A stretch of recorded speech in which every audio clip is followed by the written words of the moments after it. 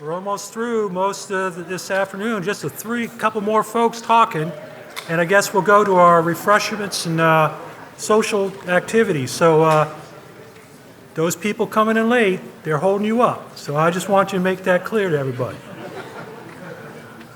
I'm wearing a tie because I haven't worn it more than 10 times since the pandemic started, and I figured this is the audience to show my respect to. But if I take it off halfway through the presentation, it means nothing personal. Again, my name's Joe Krolak. I'm the principal hydraulic engineer, and I'm here to talk a little bit about Federal Highway, what's going on. And as I say, what a long, strange trip we're on. Now, the attorneys tell us that we have to put up a disclaimer for any type of presentation that Federal Highway makes so that people realize that everything I say can be held against me. So I might say something that might be slightly wrong. Please don't go back to our attorneys because I talk to them too much anyway. So what's going on? Well, there's lots of going on. I'm going to talk about who we are. I'm going to talk a little bit about functional areas. A little bit about National Bridge Inspection Standards and SCOUR. I'm going to mention FFRMS, but for those who are lucky to see me tomorrow, I'm going to talk a little bit more. I'm going to talk briefly about the Federal Highway FEMA MOU and the status of it. And I'm going to spend a lot of time, or as much time as I can, talking about the bipartisan infrastructure law. But you notice I am a bridge troll, so basically take that with a grain of salt. Now, where are we at Federal Highway? Essentially, we finally have a group of people, I think it's the largest we've had since the 70s, and that's about 22 people nationally. I'm happy for that because we have a lot of work to do, but we could use triple that number of folks to help us run some of these programs. That's where folks like you are going to come in. We're going to look for your help. And you'll be basically participants in some of this activities. What kind of interaction do we have in the Federal Highway Hydraulics team? Well, there's 4 parts of us. We have the program office, Washington, D.C. I'm here to help. We have our research, that's Cornell and his team, James. We have the Resource Center, that's Scott and Laura and all the other talented folks in our Resource Center. But we're also part of the heart of Federal Highway's hydraulics program is our federal lands. So essentially there's 3 locations of our federal lands highway divisions that effectively act and serve as the equivalents of what the state DOTs do in terms of providing transportation hydraulic assistance to folks in federal settings. Now, how do we align with programs in other areas at both Federal Highway and outside? Well, we do it all. We get involved with planning. We get involved with resilience and climate change, right away, environment, NEPA, obviously design, construction, operations and management, and ER. So I like to tell my bosses that the Federal Highway Hydraulics team operates the entire spectrum of project delivery and program delivery. In fact, I was just in a phone call with the administrator and the deputy secretary talking about some of the things that we're doing.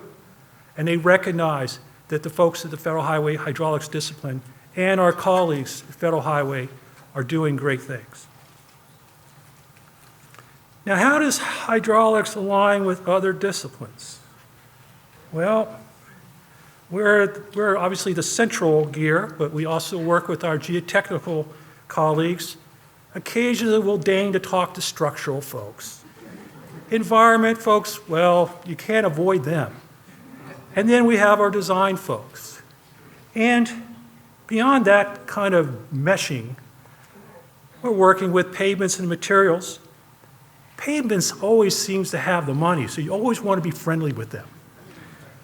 Construction, project management, major projects. Obviously, our biggest goal at the US DOT and Federal Highway is safety. and with operations. Notice the pavements goes very slowly. So how does hydraulics get from here to there with all those different things? Well, join me on the hydraulics highway, and we'll take a little road trip. Talk about our functional areas: hydrology, drainage, culverts, bridges, scour, and coastal. So those are the functional areas that we get involved with in our highway hydraulic journey. So let's take a look at those and kind of give you a little flavor of how we look at aspects of these different topics. Floodplains is part of the hydrology functional area. We work with our state partners and other partners looking at floodplain issues. As I'll talk tomorrow, floodplains also includes the implementation of the Federal Flood Risk Management Standard that was essentially came by Executive Order 13690 and President Biden's 14030. I know I'm a bureaucrat because I can cite that kind of stuff. We also work with the Federal Flood Risk Management Standard, which is part of the EO, and also the implementing guidelines. We'll talk a bit more about that tomorrow, about what that means, and what are the implications for transportation community in terms of implementing that revised executive order. Finally, under floodplains, I've been doing a lot of talking with folks. We work with the White House, and we were trying to update our memorandum of understanding or agreement with FEMA that talks about floodplains. We had a really good draft that we shared with FEMA headquarters. Being FEMA, they slow-walked it. So fortunately, some of these White House people I've been talking to owe me a favor. And I said, you call up FEMA and get them off their duffs because we want to move forward with this important reissuing of the MOU. Hydrology also for us is looking at climate and climate science and how that changing science is going to affect our highway hydraulic programs. One tool we've recently released within a couple years is the CMIT tool, which essentially allows you to look at such information. Under drainage, we look at inlets and pavements. I can remember being at the 2018 NHEC in Columbus, Ohio, where Texas DOT and University of Texas folks talked about some issues they encountered in terms of some of our inlet hydraulics that are in our federal highway documents. We rose to the challenge, we collaborated with our partners, and we're starting to see some interesting and useful and actionable results from that. Hydroplaning. I think this is, well, people don't like to talk about hydroplaning because they're worried about the lawyers, but it exists. And we have things in documents that say 45 miles per hour is where hydroplaning starts. No, hydroplaning can start, it's a function of many things, but hydraulics and understanding of the drainage constituents of the water film thickness, the car-tire interaction, and the most importantly, the person behind the wheel is a big aspect that we're kind of looking at, and I believe we will talk about that this week. AOP, aquatic organism passage, when we're talking about culverts. Basically, Supreme Court in 2017 came up with a decision that upheld a very sweeping change in the way we look at culverts and AOP, not just in the Pacific Northwest, but as we'll talk about nationally.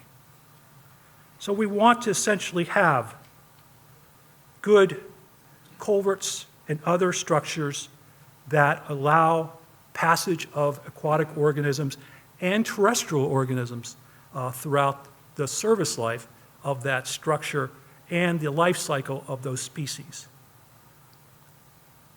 There's going to be a lot of interesting talks about bridges and the advancements and the continued evolution of how we're looking at 2D modeling and other modeling approaches. We're in a different world than I was when I started my career a long time ago when dinosaurs walked the earth. But we've gone from nomographs and slide rules to essentially now we're looking regularly at using 2D modeling as the state of practice, not just the state of the art. Another part of bridges that in our functional area is Coast Guard permits. Again, why are they important?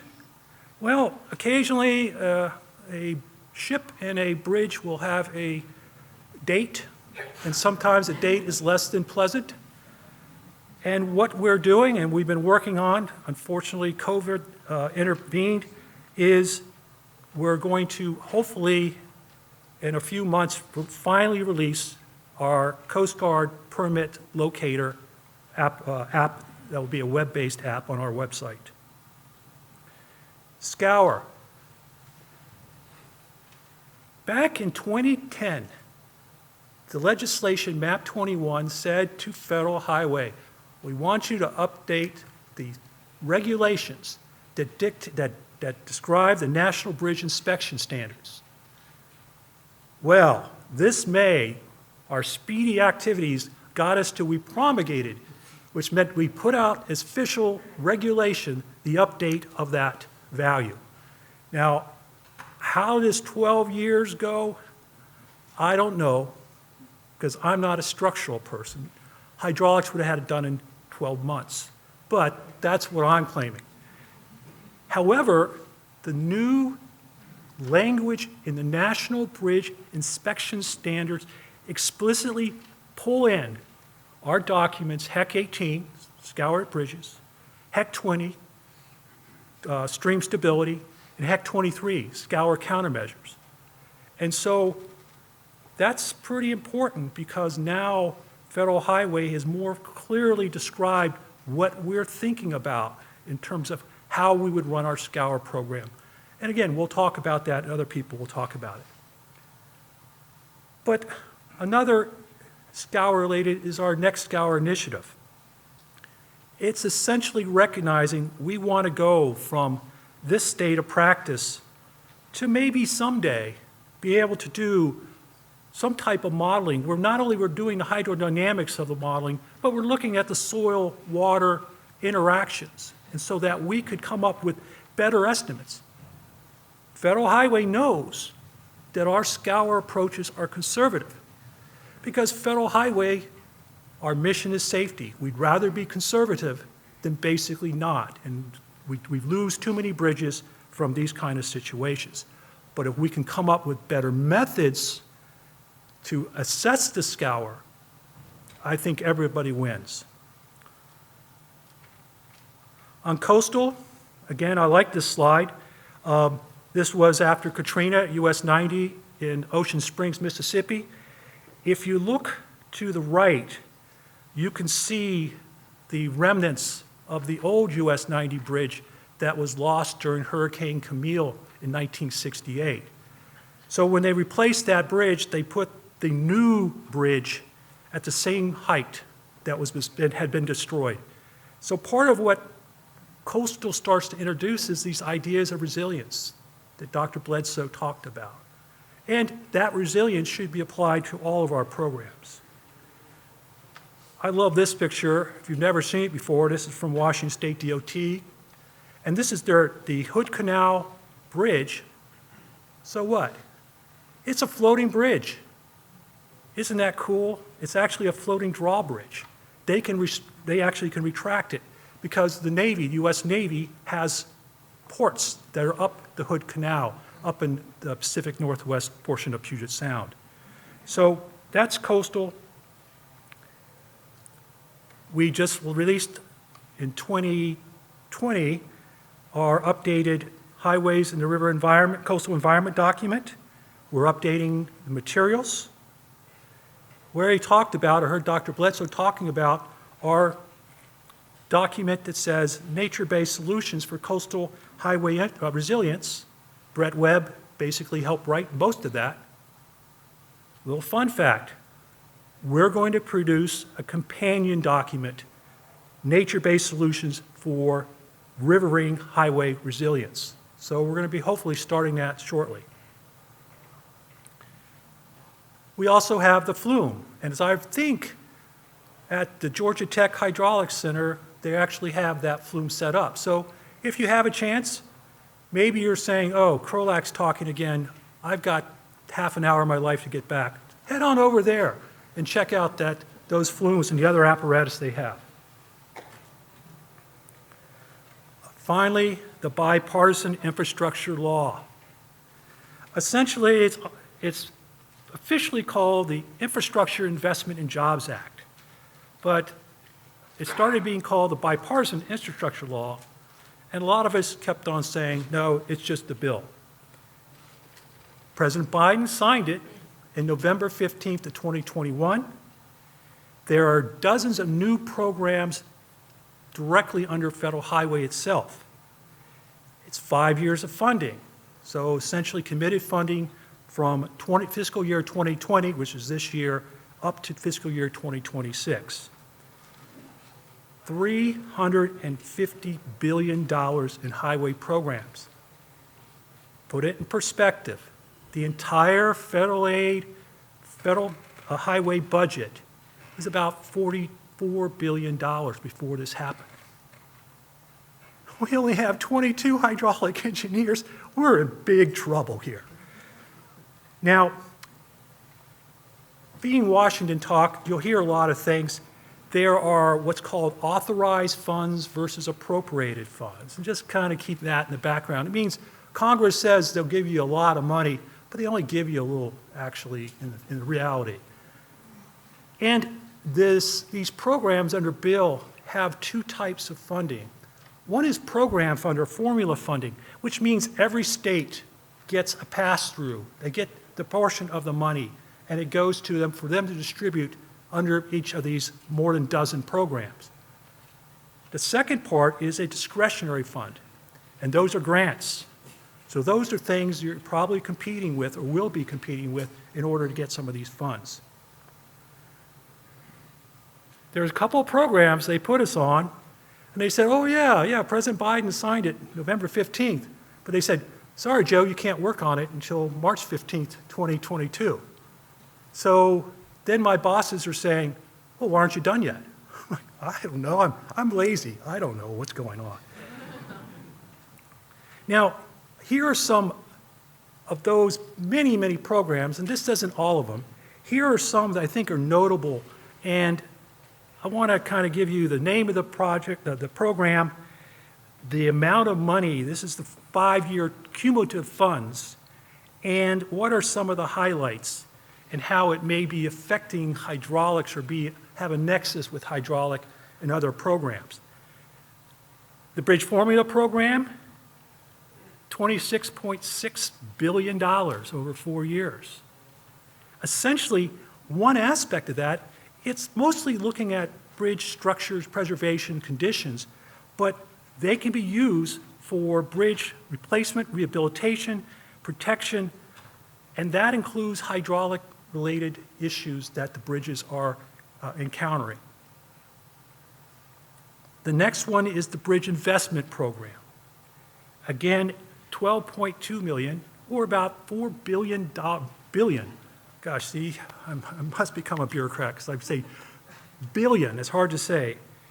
And these are bridges or structures already in the National Bridge Inventory.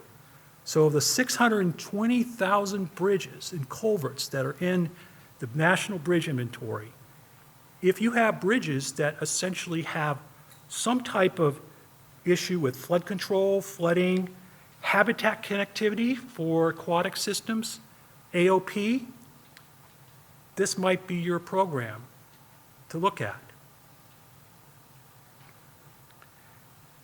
The next program is RAISE.